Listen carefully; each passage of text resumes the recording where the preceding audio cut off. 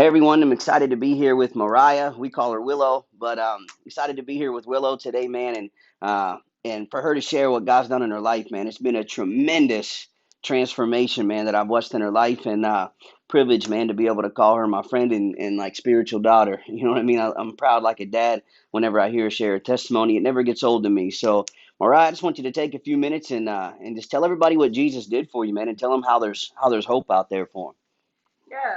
So a little bit of my background. I grew up with just me, my mom, my brother, and I spent a lot of time with my grandparents. So there was a lot of verbal abuse. I was called a lot of hurtful things, like I was unwanted, stupid, I couldn't do anything, couldn't amount to anything. And I allowed that to become my identity. And I believed that I was never going to be good enough for anybody or anything. And so my expectations were pretty low. And in my early teens, I was sexually abused, and I felt like my childhood was stolen from me, and that there was just no hope for me. That everything was taken from me, and I had no voice. And so I would lock myself in my room, and I just couldn't do anything. I just felt like I couldn't function anymore. Depression took over my life really hard.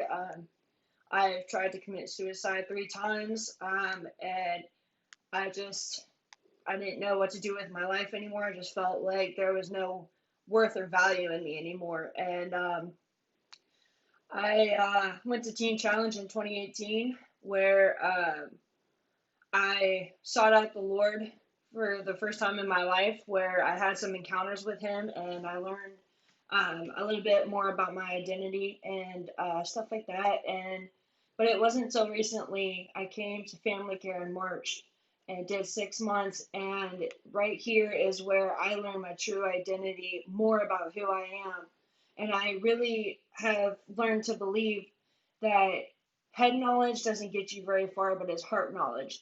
And in my heart, I know who I am, that I'm redeemed, that I am loved by God, Yeah. that I am a child of God, and I have worth and value through His eyes, and that's all that matters to me now. And that He has a plan and a purpose for my life that I want to live out, and I'm living that out right now.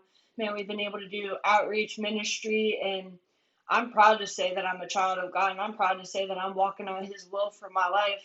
I have a voice now that I'm able to share with other people, and that voice is to share the gospel with others.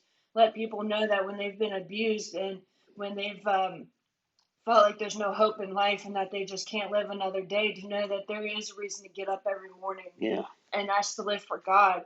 And that's to know that they are loved and show value. And that's my purpose for my life, is to encourage others and let them know that they are loved, that they have value, and that there is hope and a bright future and plans for their life. Yeah, man, that's amazing. And I watched it happen literally when she came in, just being hardened and letting God turn her around, man, and change her life and put a smile on her face, and it be for real.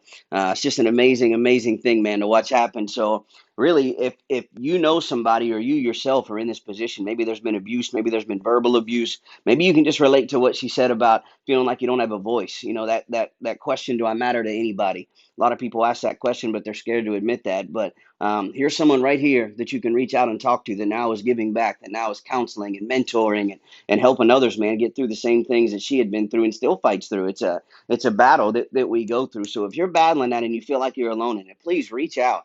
Call 330-368-0725.